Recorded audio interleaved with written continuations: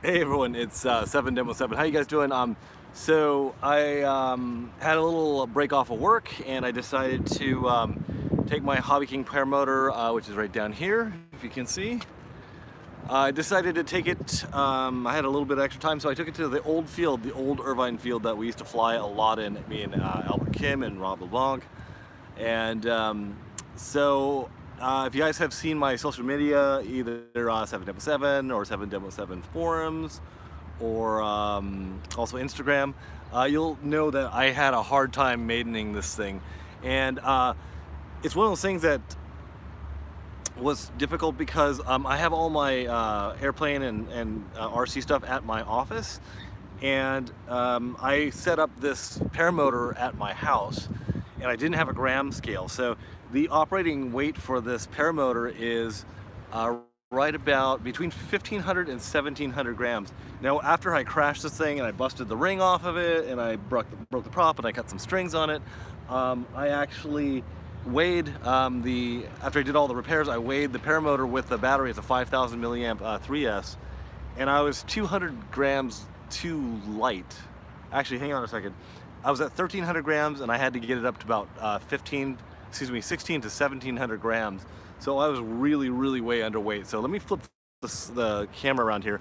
If you guys don't remember, this is the old field. Half of it's been taken up by those buildings back there. Head Fog, hey, what's up, dude? Robinson Racing, Jeff Live is back, yes. Okay, so what I was just explaining is that I was severely underweight with this thing on my maiden, and you guys haven't seen that video yet. That will be coming out pretty soon. But if you guys look right down here, you'll see I don't just have one battery in the tray. I have two 5,000 milliamp battery packs in here. This is a hard case from RC cars. So I was severely underweight. So every time I tried to go into the wind, it was so lightweight that it wouldn't penetrate. It would just knock itself back, and I'd give it more throttle, and it would push the cart forward, and the chute or the wing would not advance forward at all because it just didn't have enough weight. I didn't have a head mount with me today. Otherwise, I would have gone live from the field here. My camera stuff is all messed up because I moved, so I've got to get that stuff back into place. But I just had 3 really good flights. It's tough to launch these things, so it took a little bit of learning, but I finally got it down. I actually have my throttle on a throttle cut because you have to have throttle on when you throw these things up there. What I did is I put my throttle up to 50%. And then I turned off the throttle cut, and then I immediately had that throttle on. The reason why you don't want to have it on right away is that all that turbulence kind of messes up the wing on the ground as it's coming up, so it kind of can mess things up. Anyway, this thing flies really good, and it's actually kind of a windy day today.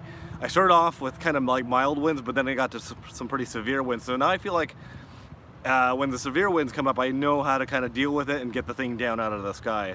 And it's very weird to not use your elevator stick, because if you pull your elevator stick back towards you, that's full brake and you'll actually stall the vehicle. So what you use to control the elevator is throttle. So you throttle and the cart goes forward, it pitches the wing back a little bit and it pushes it forward. But you can't do it too much, because if you do it too much, the cart will come too far forward, it'll slack back, and then hilarity ensues. So let me just flip this back around here. So a few of the other things that I've done. So I have the Tyrannus, the L9R. It's a long-range receiver, and I have this mounted to metal right here. So let me know if this is a no-no to mount these antennas to metal. Obviously, this thing does not even test the limits of this receiver.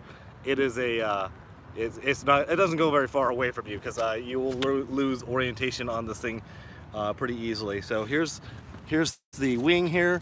One thing I can say, when you guys get this, or if you do get it, to make sure you do not mix up your lines, or if you're handling the lines, don't drop it into the chute and then pull it through another way, because it will be a nightmare to get untangled. So this thing's built really well. In the crash, I actually bent the landing gear, I broke the prop, and I knocked this ring off, but I didn't break it. It has zip ties that actually zip tie this, and those all popped off, which is probably a good thing.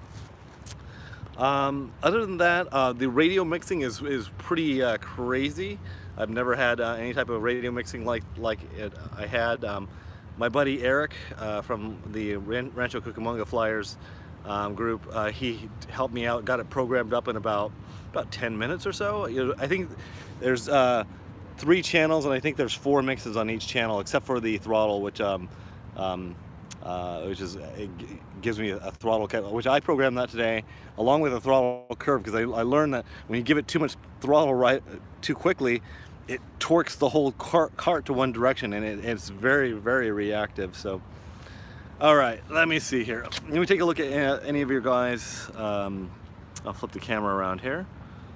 I'll just look at you guys here again. Let me just take a look at and see if there's any comments or questions. I just thought I would just do this quick little video, so it's just kind of one of these little quickies. But I was very excited about getting this thing up in the air because I like all things that fly, and paramotors have always intrigued me. I wanted to know, like, how do they fly?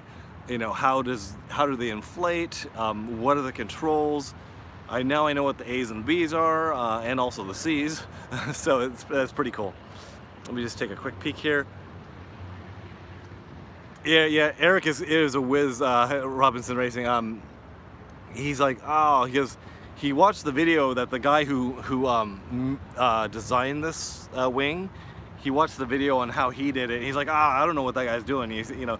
And we actually might do a programming video together. Eric Ish, I think that is his name, his last name, how you pronounce it. But I think we may do a programming video with him and I together. That would be pretty good, because as far as Tyrannus goes, I'm a complete noob. I like when I was using it for quadcopters. I had one quadcopter. I had one quadcopter programmed, and I had like 5 different quadcopters that I just bound it all to the same exact channel. It was pretty funny. So anyway, guys, this is going to be a quick one from the field. I went and visited Eric's flying group last weekend, and they're the Fun Cub guys, the Timber guys, and also Jets and whatnot. I'm working on a video that I shot some video from them. They're a great group of guys, and it's a bit like me, where I don't really like going to flying fields. I just go to open fields like this, and I don't like to have a lot of regulations or a lot of stuffy guys telling you what to do, So this is one of those groups, and I really like it. I probably won't post too much as far as video goes from there, because once you publicize where things are as far as like open, empty fields to fly in, and once you get too many people going there, then it can be a problem. Anyway, thanks guys for joining me, guys and women. Thanks for joining me. I will get a detailed video of this Hobby King paramotor flying very, very soon. Like I said, I've just got to get my head mount or have somebody else film for me, because when you're launching these things, it's a lot to think about. You don't want to get tangled up in your lines. You don't want to cut the lines. When I did crash, I did cut 3 of my lines, and I got them repaired back together. Basically, I super glued the ends together, and then I put some shoe goo over that, and then I slid a heat shrink tubing over that. So it kept all the lines the exact same length, without, otherwise you'd have to knot them otherwise. Hey Jake, how you doing, buddy? Unfortunately, you came out at the end of this video, but you can actually go back and watch the whole thing. Once again, I'm very excited about a flying thing, the Hobby King paramotor, and I don't know. I'll see you guys on the next one. Thank you so much, everyone. I'm glad to be back. I'm glad to be flying again. I'm super stoked. Super stoked. All right. I'll talk to you guys later. Bye-bye.